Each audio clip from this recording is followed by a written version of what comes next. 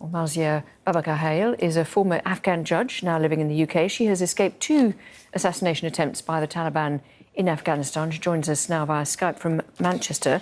Thank you very much indeed for being with us. I wonder what you're hearing from women judges who are still in Afghanistan at the moment.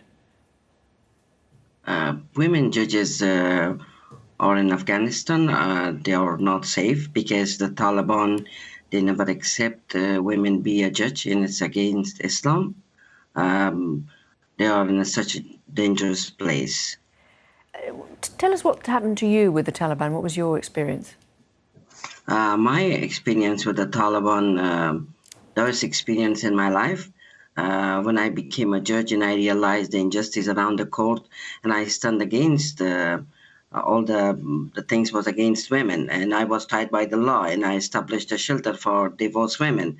All my work was not popular with the Taliban, so they tried in Palakhumri, the city I was born and I worked.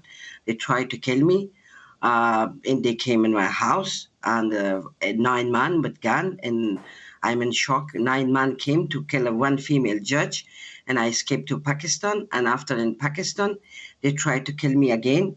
They hit me by car. They put me in debt. That was the reason, and I paid a high price. I left Afghanistan. I mean, tell me that the Taliban spokesman has said several times since they took over that things are going to be different, that there aren't going to be revenge taken on people who worked with the previous administration.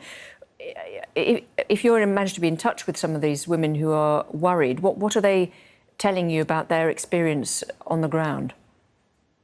I'm leading the group of female judges, and I'm campaigning for them. They are in danger. They're moving house to house.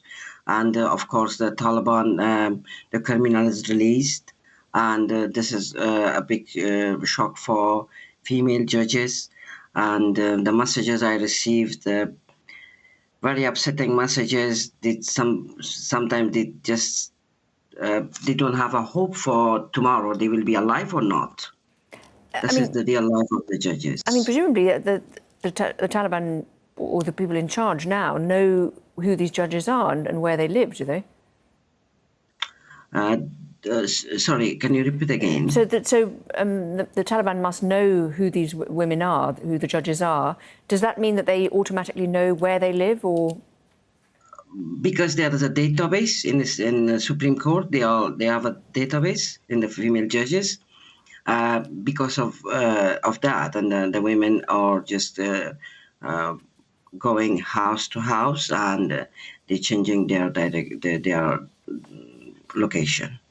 Now, recently, the UK's Justice Minister, Robert Buckland, said that the government had managed to evacuate 9 female judges. What kind of steps are you taking to try and continue those kind of evacuations if people do want to leave?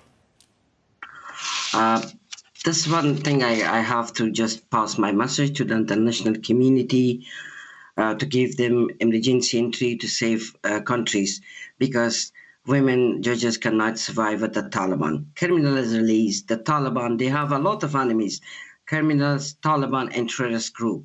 And the Taliban never accept women as a judge because they think being a judge in Islam is against Islam. This is the big issue with the Taliban. Marzia Babakarkhail, thank you very much indeed for talking to us.